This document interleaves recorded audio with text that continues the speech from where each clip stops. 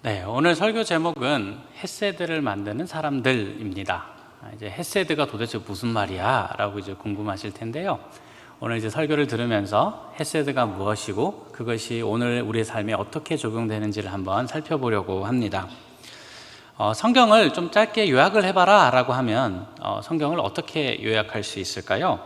성경은 하나님과 인간의 관계를 이야기해주는 책입니다. 창조주 하나님과 일개 피조물인 인간이 특별한 관계를 맺었다고 얘기하고 그 관계를 맺고 나서 벌어진 사건들을 성경에 모아둔 것입니다.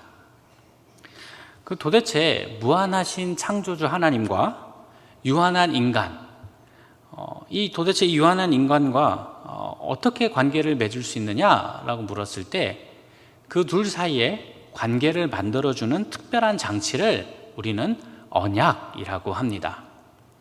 언약이라고 하는 것을 오늘말로 쉽게 하면 그냥 계약이에요. 내가 이걸 할 테니 너는 이거를 해라 라고 하는 계약을 만들어내는 것이죠.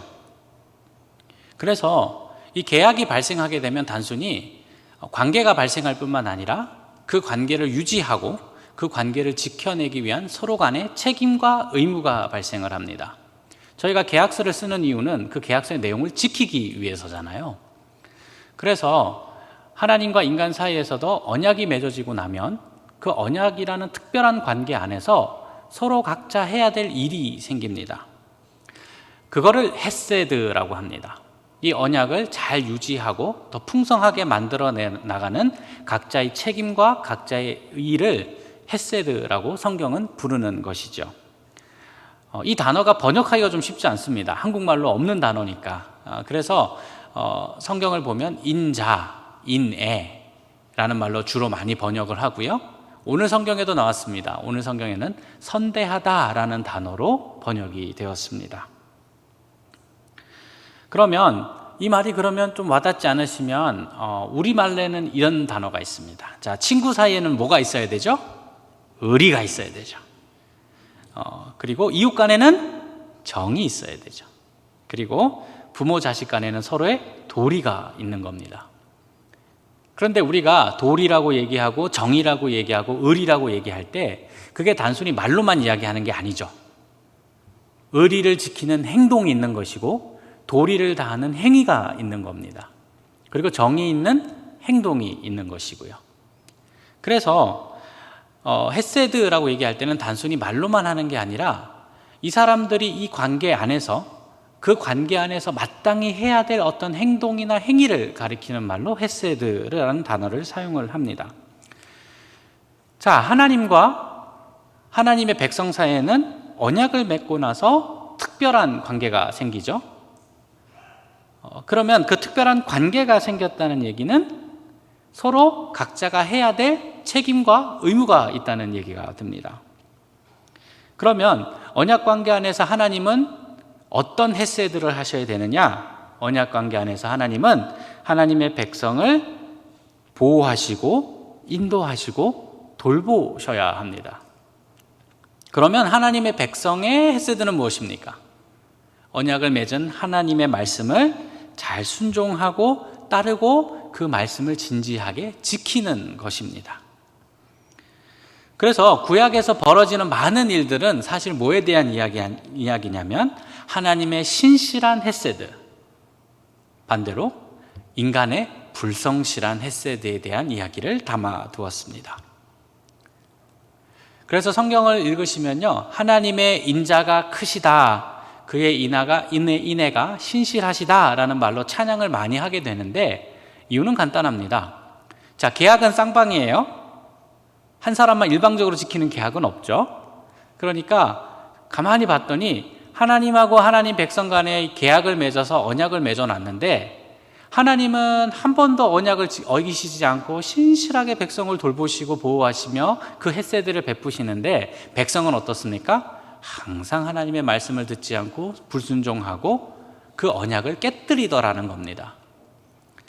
그러니까 하나님을 믿는 사람들이 나중에 경건한 사람들이 봤을 때는 야, 이거 언약이 깨져도 수백 번은 깨졌을 텐데 하나님이 그럼에도 불구하고 언약을 신실하게 지켜가시는 걸 보면서 그 하나님의 헤세드, 하나님의 돌보심과 인도하심과 보호하심, 하나님이 하셔야 되는 그 일들을 성실하게 해내시는 것을 보고 정말 하나님의 헤세드는 크고 신실하시구나 라고 찬양을 하게 되는 것입니다. 그래서 나중에 구약 이제 성경 후반에 오면 이 헤세드라는 말과, 헤세드는 마땅히 해야 되는 일이잖아요. 그 관계 안에서 당연히 해야 되는 일이고, 그런데 이것을 어떤 단어와 연결하냐면 은혜라는 말과도 연결을 합니다. 자, 은혜는 안 해도 되는데 하는 게 은혜죠. 해주지 않아도 되는데 해주는 걸 은혜라고 이야기를 합니다. 그러니까 지금 헤세드는 마땅히 해야 되는 걸 하는 것인데, 하나님 백성들이 하도 언약을 많이 깨니까, 그런데도 불구하고 하나님이 언약을 신실하게 지키시는 것을 보면서 하나님의 헤세드가 은혜다라는 말까지 이어지게 되는 것입니다. 하나님이 안 해도 되는데 끝까지 지키시는 것을 보는 것이죠. 그래서 성경 구약 성경을 쭉 훑어보시면 그 내용은, 자, 하나님은 얼마나 하나님 노릇을 잘하셨나, 하나님의 백성은 할 도리를 다 했나, 그것을 따져보는 게 성경의 내용입니다. 오늘 본문은 사사들이 치리하던 때에 라는 말로 시작을 합니다. 자, 그러면 이 사사들이 치리하던 때가 어떤 시대일까요? 성경의 사사기를 읽어보시면 하나님의 백성이 가장 추악하게 타락했던 시대가 사사들이 다스리던 시대입니다. 하나님의 백성들이 하나님의 말씀을 안 듣고 자기 멋대로 살던 시대를 사사들이 다스리던 시대라고 이야기를 합니다. 그래서 항상 당하는 얘기가 뭐냐면, 하나님 말씀 안 듣고 징계받고 고생하고 외적의 침입 때문에 고생하는 이야기, 그러다가 하나님이 구원해 주시고, 이 이야기가 끊임없이 반복됩니다. 사사기를 성경은 한마디로 이렇게 정리합니다. 왕이 없어서 자기 소견에 옳은 대로 살았더라. 자, 이스라엘에 왕이 없었던 적이 없죠. 이스라엘은 언제나 하나님이 왕이셨습니다. 그런데 그 하나님이 없는 것처럼 산 거예요. 그냥 자기 입맛대로, 자기 욕심대로, 자기 하고 싶은 대로 살았던 시대라는 것입니다. 자, 그러니까 백성이 지켜야 될 헤세드가 없는 시대죠.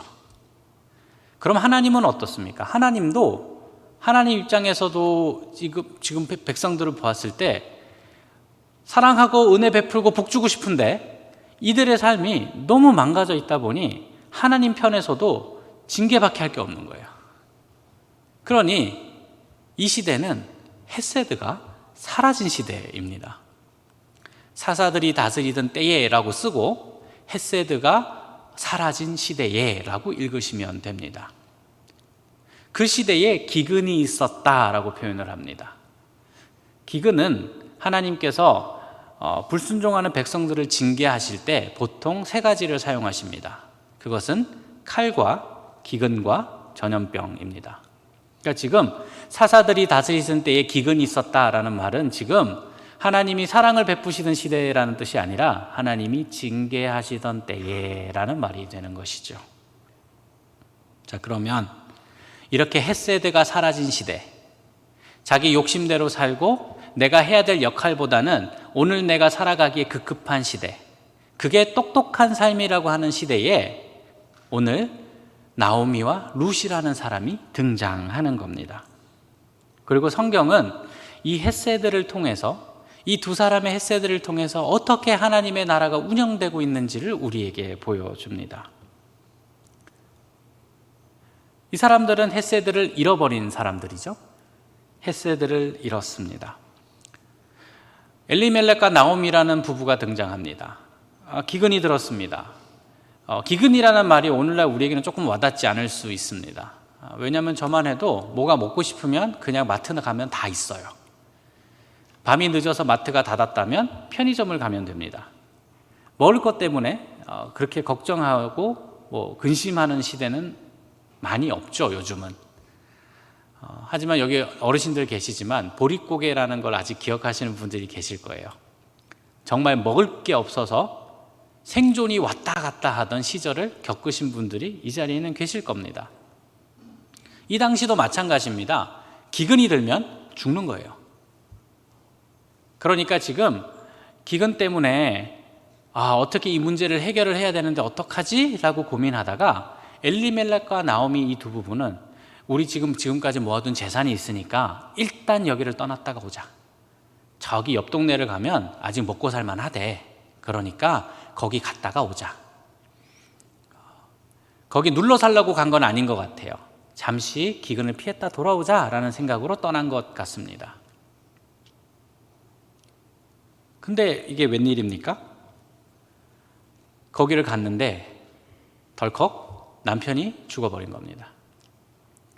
그래도 아직까지는 괜찮습니다. 남편이 죽어서 괜찮다는 게 아니고 남편이 죽었지만 그래도 아직까지는 살 수 있다는 겁니다. 왜냐하면 든든한 아들 둘이 있었거든요. 제가 남녀를 차별해서 하는 얘기가 아니라 이 당시에는 대부분의 모든 공적 행위나 외적 생활이 남자를 통해서 이루어졌기 때문에 집에 남자가 없으면 정말 엄청난 위협에 시달려야 합니다. 재산을 지킬 수도 없고요. 어떤 사회 활동도 제대로 할 수 없었던 시절입니다. 잠시 머물고 오려고 했는데 어영부영 하다 보니까 10수년이 더 지나버린 거예요. 그러면서 아들들도 거기서 이방 여인과 결혼을 하게 됩니다. 그런데 이 상황에서 아들 둘도 죽고 말았습니다. 풍족했고 다복했던 가정이었는데 어느 순간 이 가정에는 소망이 없고 슬픔만이 가득하게 된 겁니다. 나오미는 이 상황을 하나님이 나를 괴롭게 하셨다라고 평가합니다. 13절에 이렇게 얘기합니다. 내 딸들아 그렇지 아니하니라. 여호와의 손이 나를 치셨으므로 나는 너희로 말미암아 더욱 마음이 아프도다. 하나님이 나를 치신 것 같아. 하나님이 나를 치신 것 같아. 자, 그러니까 지금 이 나오미라는 여인이 처한 상황은 어떤 관계도 기대할 수가 없는 상황인 겁니다. 내가 도움을 줄 사람도 없고 도움을 받을 사람도 없고 내가 신실하게 지켜야 될 헤세드를 지켜야 될 남편과 자식이 없습니다. 그러면 하나님한테 기대할 헤세드가 있느냐? 나오미 스스로 평가하잖아요. 하나님이 나를 치신 거야. 그러면 하나님한테도 기대할 헤세드가 없다는 이야기입니다. 지금 이 여인에게 남은 것이 없습니다. 혹여 아들들이 죽기 전에 자식이라도 남기고 죽었으면 그나마 어떻게든 희망을 이어가 보겠는데 자녀도 낳지 않고 죽어버렸습니다. 자, 이 당시에 자식이 없다는 얘기는 아무 내일도 기대할 수 없다는 뜻이 됩니다. 특히나 이 당시에 하나님의 언약 백성은 그 언약이 지켜지고 있다는 것을 무엇을 통해서 확인했냐면 땅으로 확인했습니다. 땅을 상속받음으로써 하나님의 언약이 영원히 살아있습니다라는 것을 확인했습니다. 왜냐하면 땅은 어디 안 가잖아요. 그죠? 우리 다들 땅 좋아하잖아요. 그죠? 땅을 좋아하는 이유는 어디 안 가니까, 그거는 영원히 거기 있을 거니까 저희가 땅을 좋아하지 않습니까? 이스라엘도 땅이 살아있으면 하나님의 언약 안에 있습니다라는 걸 증명할 수가 있어요. 그런데 지금 자식이 없잖아요. 그러면 그냥 나오미 때에서 그냥 이름이 사라지게 되는 겁니다. 지금 이 여인에게는 아무것도 남지 않았습니다. 내일이 없는 인생이 돼버린 겁니다. 자식마저 없다 보니, 손주마저 없다 보니 하나님의 헤세드를 붙들어야 될 어떤 근거도 남지 않아 버린 겁니다. 각자 살기 바빠요. 이 시대도 마찬가지입니다. 나오미가 살았던 시대는 특히나 자기 욕심대로, 자기 욕망대로 살기에 충실했던 시대입니다. 그런 시대에 소망 하나 없이 이 여인이 내던져진 것입니다. 고향에 돌아간다라고 이야기를 하지만 고향에 돌아간들 자기 재산을 되찾을 방법이 없습니다. 남편도 없죠? 아들도 없습니다. 딸이라도 있으면 어떻게든 연결해서 해보겠는데 그 딸도 없잖아요. 그냥 자비에 기대서 하루하루 연명하다가 살다 가야 되는 것이 나오미의 인생입니다. 기대할 헤세드가 하나도 남지 않았습니다. 자, 이 상황만 보면 정말 절망적이죠. 그런데 이 본문, 오늘 읽었던 본문은 룻기의 제일 앞부분입니다. 우리가 기대하는 것은, 그러면 성경에서 우리가 찾을 수 있는 기대하는 것은 이런 사람들이 어떻게 하나님의 은혜를 다시 받고 살게 되었는가가 궁금한 거잖아요.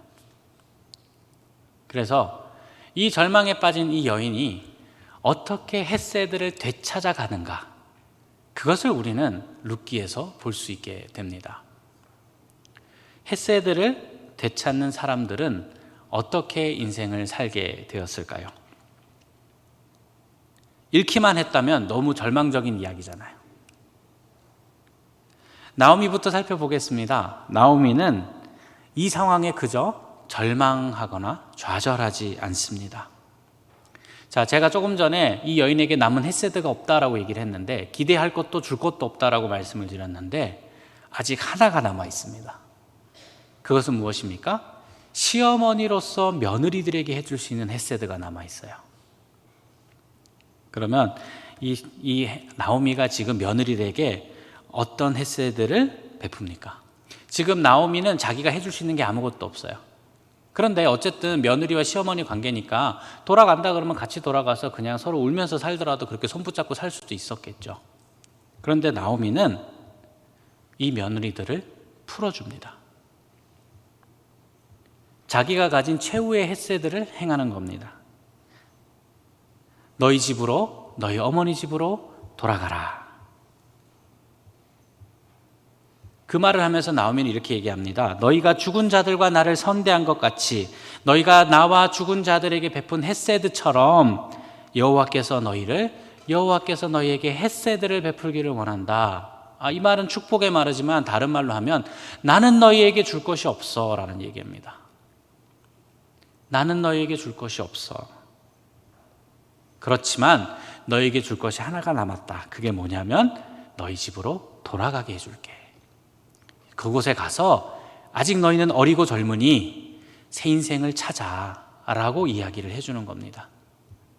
왜냐하면 나오미는 자기가 돌아간다 그래서 뭔가 보장된 게 아무것도 없어요. 재산 다 들고 나왔기 때문에 돌아가면 빈털터리입니다. 그렇다고 해서 무슨 생계가 생기거나 뭔가 며느리들에게 약속해 주시는 게 아무것도 없어요. 그런 그 상황에서 지금 나오미는 그래도 혼자 돌아가는 것보다는 젊은 며느리들 데리고 가면 그나마 살기가 든든할 수 있잖아요.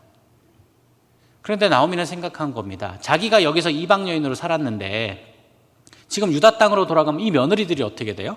이 며느리들이 이방 땅에 가서 이방 여인으로 살아야 되는 거예요. 그러니까 지금 나오미는 자기가 할 수 있는 며느리들을 위한 최선의 방식을 행하는 겁니다. 어머니 집으로 돌아가라. 신부를 맞이했다는 얘기는 이 당시에는 신부를 맞이하면 신부집에다가 신부대라 그래서 많은 재물을 주게 되어 있습니다. 그리고 그 재물의 소유권은 며느리들 거예요.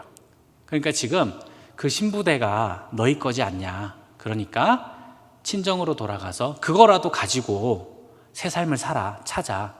아직 어리고 젊으니까 결혼도 새로 하고 너희는 살아야 되지 않겠니?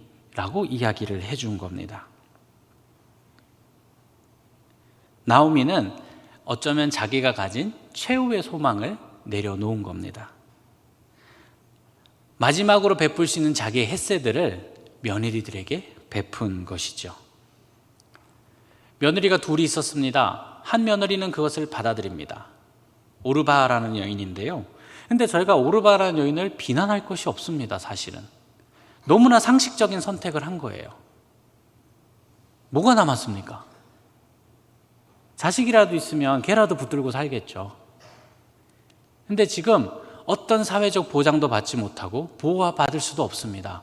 어머니 따라서 그 유다 땅으로 가면 이방 여인으로서 어떤 괄시와 멸시를 당할지 몰라요. 그런데 어머니가 자기의 그런 사랑을 베풀어 준 거예요. 그래서 오르바는 너무나도 상식적이고 어떻게 보면 똑똑한 선택을 한 겁니다. 그런데 여기에 다른 며느리 룻이 등장합니다. 룻은 그 어머니의 헷세드를 거절합니다. 오히려 뭐라고 얘기하냐면 저는 어머니랑 죽기까지 같이 살랍니다. 이렇게 얘기를 하는 거죠. 14절에 보면 붙쫓았더라 라는 표현을 쓰는데요, 이걸 조금 더 직역하면은 들러붙어 있었다, 이 표현입니다. 아예 어머니 옷을 꼭 붙잡고 나 놓고 갈 생각하지 마세요 라고 아주 매달린 겁니다. 너무 놀랍지 않으세요? 지금 이 시어머니한테 자기가 기대할 수 있는 게 아무것도 없어요. 둘이 같이 간다고 뭐 살 길이 열리는 것도 아니에요. 어쩌면 지금 시어머니가 자기한테 해줄 수 있는 최선의 방식을 제시한 거예요. 그런데 룻은 이렇게 얘기하죠. 어머니 가는 곳에 나도 갑니다. 어머니 머무는 곳에 나도 머물 거고, 어머니 죽는 곳에 나도 죽을 거고, 나도 거기 묻힐 겁니다. 어머니의 백성이 내 백성이고 어머니의 하나님이 내 하나님입니다 라고 이야기를 하는 겁니다. 이 말은 무슨 얘기냐면, 어머니 저보고 어머니를 향한 헷세들을 더 이상 하지 말라고요? 아니요, 저는 그럴 수 없어요. 저는 며느리로서 해야 될 헷세들을 끝까지 행할 거예요 라고 이야기를 하는 겁니다. 그래서 오늘 룻기는 아무것도 가진 것 없는, 어쩌면 어떤 미래도 없는 이 두 사람이 자기가 가진 위치와 상황 속에서 가장 신실하게 헷세들을 베푸는 것으로 이야기를 시작을 하는 겁니다. 비록 상황이 어렵지만 자기가 해야 될 책임과 자기가 해야 될 사랑을 끝까지 지켜낸 사람들의 이야기로 룻기는 시작을 하는 것이죠. 룻기는 4장밖에 없습니다. 이제 이번 주에 시간 되시면 한번 쭉 읽어보세요. 하나님이 어떻게 이들을 이끌어 가시는지를. 자, 이렇게 절망밖에 없고 소망이 없지만 그럼에도 불구하고 자기의 역할을 다한 사람, 자기가 해야 될 사랑을 끝까지 지켜낸 사람들은 이제 어떤 삶을 살게 됩니까? 어쩌면 바보 같은 선택이잖아요. 나오미는 그 며느리라도 데리고 가야 되는 거예요. 자기는 나이가 많다라고 얘기하잖아요. 그럼 나이 들어서 혼자 돌아가서 어떻게 사시려고 며느리들 내보내는 겁니까? 룻도 마찬가지입니다. 이방 땅에 나이 든 어머니 하나 모시고 가서 어떻게 살라고 지금 거길 따라가는 거예요. 그런데 나는 그 헷세들을 하겠다라고 쫓아간 거예요. 그래서 실제로 앞으로 이야기는 이 사람들이 얼마나 신실하게 헷세들을 시행했는가를 보여줍니다. 룻은 유다 땅에 가서 이방 여인이고 나이도 어리고 그럼에도 불구하고 나가서 어머니를 봉양하겠다고 이삭을 주우러 나갑니다. 이스라엘 법상 추수철에 이삭이 떨어지면 다시 줍지 않게 돼 있어요. 왜냐하면 그 떨어진 거는 가난한 사람 먹으라고 두라, 이 얘기예요. 그렇게 싹싹 긁어갖고 그러지 마. 하나님이 풍성하게 주셨잖아, 이렇게 얘기를 하는 것이죠. 그렇게 남겨두신 건 감사한데 그 줍는 사람 입장에서는 그게 어떤 거예요? 사실은 구걸이나 다름없잖아요. 그걸 줍는 순간 그 마을에서는 어떤 사람입니까? 나는 집도들도 없고 아무것도 없는 사람이라는 것을 공개적으로 확인시켜 주는 거예요. 그런데도 룻은 나가서 그 이삭을 주어서 어머니를 봉양을 합니다. 왜냐하면 그게 자기가 지켜야 될 헷세드니까. 나오미는 어떻습니까? 나오미도 방법을 찾습니다. 그냥 며느리가 해주는 따뜻한 밥 먹고 살자 이렇게 끝냅니까? 아니요. 나오미도 어떻게든 룻이 살아갈 방식을 찾아봅니다. 그리고 찾아냅니다. 얘가 아직 어리다. 그러면 이스라엘 법상 대가 끊어진 집은 친족이 와서 대를 이어주게 되어 있습니다. 룻을 새로 결혼을 시키자. 그러면 룻도 산다. 그래서 새 남편을 찾아줍니다. 지금 자기가 할 수 있는 헷세들을 어떻게든 찾아서 해보고 있는 거예요. 자, 결혼을 해야 문제가 해결이 되니까 남편이 된 사람도 등장하겠죠. 보아스라는 남자가 등장합니다. 이 사람은 나이가 많은 사람입니다. 사실 자기가 이 헷세들을 지키겠다고 나서지 않아도 되는 사람이에요. 실제로 이 룻과 결혼하게 되면 자기가 손해를 받을 수도 있다는 걸 압니다. 실제로 보아스보다 순번이 앞선 사람이 있었어요. 그 사람이 처음에는 그럼 내가 결혼해서 그 땅 다 책임져 줄게. 생각은 이랬던 것 같습니다. 나오미는 이미 나이 들었으니까 거기서 자식이 생길 리는 없고 나오미가 그러다가 죽으면 그 땅은 다 내게 되겠구나 라고 생각했던 것 같아요. 그런데 아니 나오미가 아니고 룻이랑 결혼해야 돼 라고 이야기하니까 그 사람이 뭐라고 얘기하냐면 나는 재산에 손해가 날 것 같아서 나는 이거 못하겠어 이렇게 이야기를 합니다.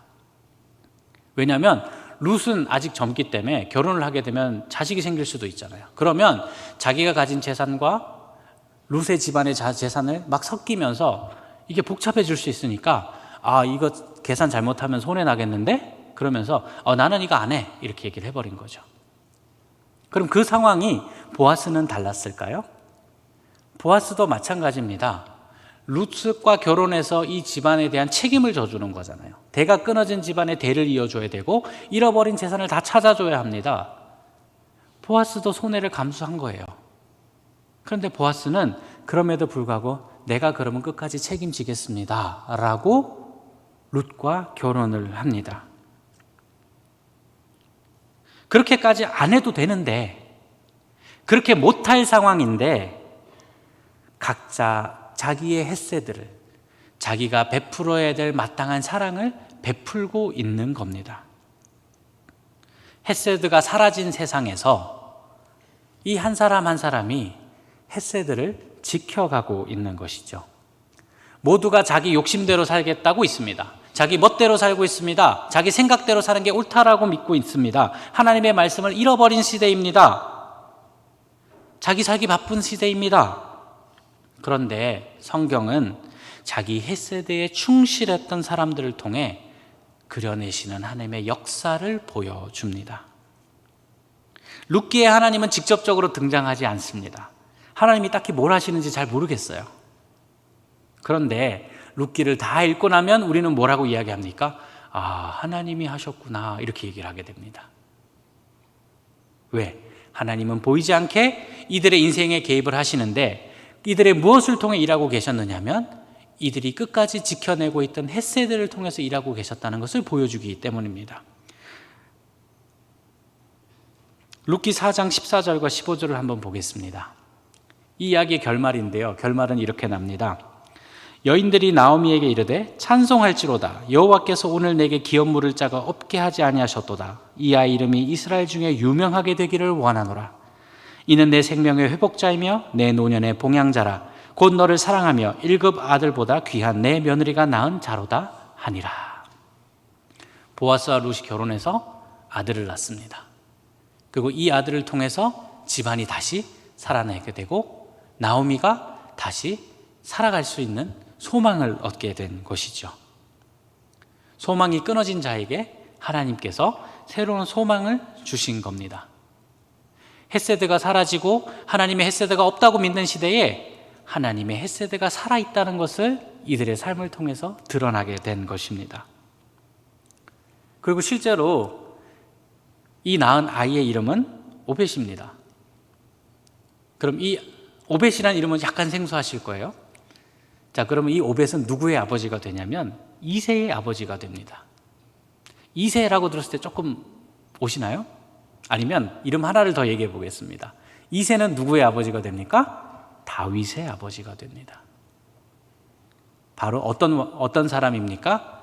왕이 없어서 자기 소견대로 살고 맨날 징계받는 백성을 똑바로 세워서 하나님의 백성으로 온전히 살게 만들 왕이 여기서 탄생하는 겁니다. 하나님이 맨날 징계만 하시고 하나님의 햇세드가 없어, 하나님 도대체 뭐 하고 계신 거야 이러던 시대에 하나님은 실제로 뭘 하고 계신 거예요? 나라를 다시 세울 왕을 준비하고 계셨던 겁니다. 없어진 줄 알았던 하나님의 햇세드가 비록 내가 할 수 없는데, 못할 상황인데, 안 해도 되는데 그럼에도 불구하고 나의 햇세드를 지켜가겠다고 신실하게 살아냈던 그 사람들을 통해서 결국 누구의 햇세드가 드러납니까? 하나님의 햇세드가 드러나게 된 것입니다. 그리고 다윗은 누구의 조상입니까? 예수님의 조상입니다. 상상이나 할 수 있었겠습니까? 아무 소망이 없고 다 이제 끝났다라고 생각했던 그 상황에서 내가 할 수 있는 최선의 것, 그냥 내가 사랑을 베풀 수 있는 최선의 것을 베풀었던 이 나오미라는 여인을 통해서, 룻이라는 여인을 통해서 사실은 뭐가 이루어지고 있는 거예요? 하나님의 구원 역사가 이루어지고 있었던 겁니다. 성도 여러분, 세상은 똑똑하게 살으라고 우리한테 이야기를 할 겁니다. 뭘 그렇게까지 해? 그렇게 안 해도 되잖아. 그 사람한테 네가 무슨 의리가 있어서 거기까지 해야 돼? 대부분 그분들의 말은 옳습니다. 그러나 하나님의 역사하심과 하나님의 헷세들을 믿는 사람은 오늘 내가 해야 될 헷세들을 신실하게 시행합니다. 그래서 이렇게 하나님의 신실하심을 믿고 오늘 나의 신실함을 지켜가는 사람을 우리는 헷세들을 만드는 사람들이라고 부를 수 있습니다. 오늘 그리스도인들도 이렇게 사랑하며 사는 겁니다. 오늘 우리에게 주어진 헷세들을 충실하게 행하는 겁니다. 상황은 어렵다고 얘기합니다. 저희가 내가 왜 이 사랑을 하지 못했는지에 대한 핑계는 수도 없이 될 수 있습니다. 그리고 옆 사람한테 얘기해도 맞아, 당신이 그렇게 못한 게 맞는 것 같아 라고 이야기를 해줄 겁니다. 그 상황에는 그럴 수밖에 없지. 사람이 그렇게까지 당하면 그렇게밖에 할 수밖에 없지. 더 이상 그렇게 사랑 안 해도 되지. 너는 할 만큼 했어 라고 이야기를 할 겁니다. 그런데 그럼에도 불구하고 그리스도인들은 그 상황의 어려움과 안타까움을 그저 핑계로 삼는 것이 아니라 오늘 우리가 할 수 있는 지금의 친절과 배려, 구제와 봉사를 우직하게 시행합니다. 멀리서 시작하지 마십시오. 지금 내 곁에 있는 사람들에게 나의 헷세들을 베풀어 보십시오. 많은 아내들은 이렇게 얘기합니다. 아, 우리 남편 답답해 죽겠어. 많은 남편들은 이야기합니다. 나는 우리 아내가 이해가 안 돼. 많은 부모들은 이야기합니다. 아, 우리 애는 도저히 마음에 안 들어. 많은 자녀들은 또 이렇게 얘기합니다. 우리 부모님은 도저히 말이 안 통해. 이웃들은 어떻습니까? 아, 저 사람은 나한테 왜 이렇게 상처를 주지? 직장에는 어떻습니까? 저 동료가 나한테 왜 저렇게 하지? 나의 형제와 친척도 야, 형제고 친척인데 나한테 어떻게 저럴 수가 있지? 그러면 우리의 결론은 무엇입니까? 그러면 나는 요만큼만 해야지. 내가 저렇게까지 할 의리 없잖아. 내가 그렇게까지 사랑해야 될 뭐가 없잖아. 얼마든지 핑계할 수 있습니다. 그러나 그리스도인들은 그 사람이 나에게 뭘 했느냐를 따지지 않고 내가 남편이라면 좋은 남편으로, 아내라면 선한 아내로, 부모라면 정말 믿음직한 부모로, 자식이라면 정말 사랑하는 자녀로 오늘을 살아내는 것입니다. 좋은 이웃으로, 좋은 직장 동료로, 좋은 부모 자식으로, 좋은 남편과 아내로 오늘 내가 해야 될 헷세들을 충실하게 순종해내는 것입니다. 여기서 멈추지 않습니다. 그리스도인들은 한 발 더 나아갑니다. 지금까지는 있는 헷세들을 잘 지키자였지만 우리는 없는 헷세들도 낼 수 있는 사람들입니다. 왜 그렇습니까? 요한일서 4장 19절을 한번 보겠습니다. 같이 한번 읽을까요? 우리가 사랑함은 그가 먼저 우리를 사랑하셨습니다. 누구입니까? 하나님이시잖아요. 하나님이 우리를 사랑할 의리 있습니까? 하나님이 자기 아들을 보내서 십자가에 죽게 할 만한 뭔가 있습니까? 하나님이 그렇게 하셨어야 됩니까? 하나님이 심판하시는 대신 우리를 구원하셨어야 될 어떤 이유가 단 하나라도 있습니까? 없습니다. 하나님 안 하셔도 됩니다. 그런데 하나님은 그냥 너네가 사랑스러워서라는 그 한마디를 가지고 없던 관계를 만들어 내셨습니다. 독생자이신 예수 그리스도를 보내서 십자가에 죽게 하시고 부활하시게 만듦으로 말미암아 이제 우리 하나님과 우리 사이에는 뭐가 생겼죠? 영원히 깰 수 없는 사랑의 관계가 만들어졌지 않습니까? 없는 관계가 만들어진 겁니다. 이처럼 그리스도인의 진짜 능력은 내가 하지 않아도 되는 사랑을 베푸는 데 있습니다. 내가 못할 것 같은 사랑을 베푸는 데 우리의 능력이 있습니다. 이런 얘기를 요즘 많이 듣습니다. 나이 들었으면 좀 더 똑똑하게 살아야지. 그 얘기에 담긴 말은 이런 거예요. 뭘 그렇게까지 해? 그렇게까지 할 의리 없잖아 라는 이야기인 것 같습니다. 그리고 세상은 그게 지혜로운 거라고 이야기합니다. 그게 똑똑하게 사는 거라고 이야기합니다. 하지만 성도 여러분, 우리는 하지 않아도 되는 사랑을 하는 사람입니다. 그게 우리의 정체성입니다. 이웃이 아닌 사람에게 이웃이 되어주는 것이 우리의 사랑입니다. 왜냐하면 우리가 하나님께 그렇게 사랑받았기 때문입니다. 성경에 보면 예수님께서 선한 사마리아 사람 이야기를 해주시죠. 한 유대인이 예루살렘에서 가다가 강도를 만났습니다. 거의 죽을 지경이 되었습니다. 레위인이 지나갑니다. 모른 척합니다. 제사장이 지나갑니다. 모른 척합니다. 그런데 사마리아 사람이 지나가다가 그것을 봅니다. 그리고 그 사마리아 사람은 죽을 지경이 된 사람을 잘 씻겨서 상처를 싸매주고 여관방까지, 오늘로 치면 호텔방까지 잡아주고 이 사람 좀 잘 돌봐주세요라고 성금까지 주고 모자르면 나중에 와서 채워주겠다고까지 이야기하고 떠납니다. 유대인과 사마리아는 원수지간입니다. 사랑 안 해도 됩니다. 버리고 가도 아무도 뭐라고 하지 않습니다. 그런데 이 사람은 이 유대인에게 사랑을 베풀었습니다. 그 사람에 대해서 예수님이 뭐라고 하시는지 누가복음 10장 36절과 37절을 한번 보겠습니다. 내 생각에는 이 세 사람 중에 누가 강도 만난 자의 이웃이 되겠느냐? 이르되 자비를 베푼 자니이다. 예수께서 이르시되 가서 너도 이와 같이 하라 하시니라. 자, 이제 유대인이 병에서 나와서 일어났습니다. 정신을 차렸습니다. 그리고 눈 떠보니까 아주 말끔한 호텔에서 깨어났습니다. 나는 죽은 줄 알았는데. 그래서 그 직원에게 물어봅니다. 나를 구한 사람이 누굽니까? 그 사람이 얘기하겠죠. 사마리아 사람입니다. 그러면 이 유대인이 아니 원수 같은 사마리아인이 나를 살렸단 말이야. 이렇게 수치스러울 수가, 내가 죽어야지 이럴까요? 아니면 사마리아 사람이 비록 원수일지는 모르나 그 사람만큼은 내 이웃이다라고 이야기를 할까요?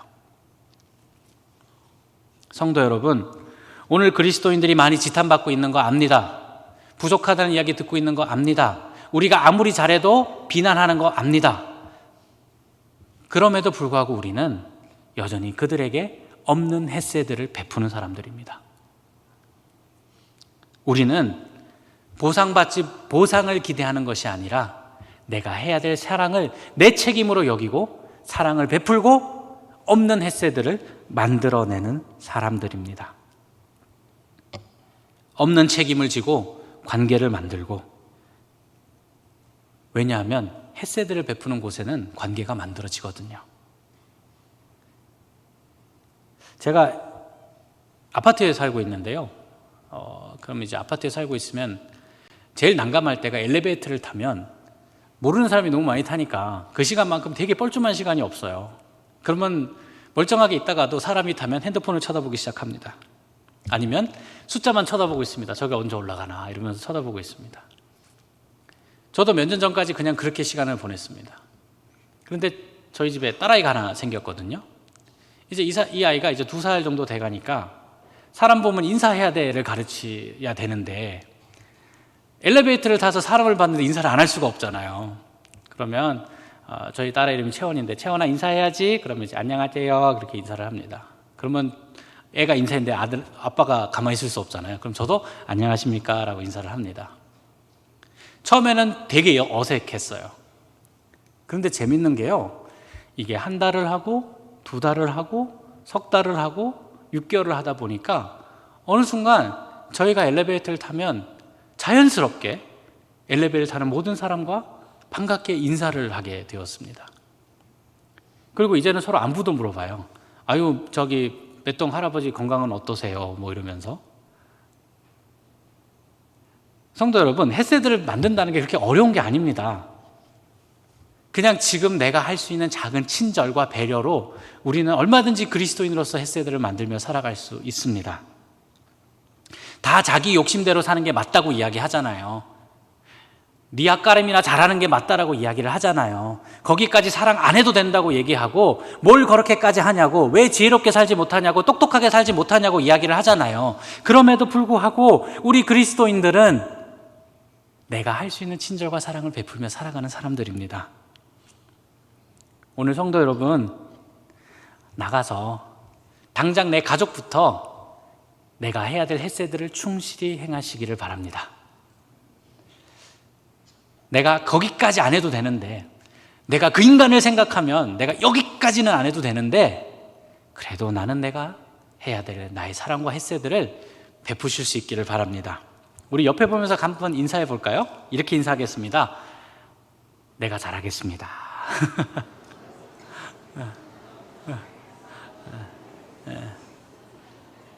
자, 이제 인사 받으셨으니까 인사 또 돌려드려야죠. 자, 나도 잘하겠습니다. 이렇게 보시죠. 네. 예, 헤세드 별거 아닙니다. 그냥 잘하시면 돼요. 잘하시면 돼요. 어느 상황, 언제 어디서나 잘하시면 되는 겁니다. 왜요? 하나님이 어떻게 이 헤세드를 사용하실 줄 모르니까. 나오미가 룻이 다윗 왕의 조상이 되고 예수님의 조상이 될지 꿈이나 꿨겠습니까? 그런데 하나님은 이렇게 신실하게 헤세드를 행했던 이 사람들을 통해서 하나님의 구원 역사를 써가시고 하나님의 나라를 세워가시는 겁니다. 소망이 끊어졌다고 생각하는 그 두 사람을 통해서 하나님의 역사를 이루신 것이죠. 성도 여러분, 오늘 내가 베푸는 작은 친절과 봉사를 통해 하나님의 역사가 이루어지고 있음을 믿습니다. 나의 가족과 나의 이웃과 친척과 형제와 자매와 나와 관련된 모든 사람에게 이 풍성한 헤세드를 나누시기를 바랍니다. 없는 헤세드를 만들어내시는 분들이 되시기를 바랍니다. 약간의 손해와 불편을 감수하고 베푸는 헤세드, 한 걸음 더 나아가는 그런 친절, 그것을 통해서 정말 풍성한 사랑의 공동체와 아름다운 하나님의 나라를 만들어 가시기를 주님의 이름으로 간절히 축원합니다.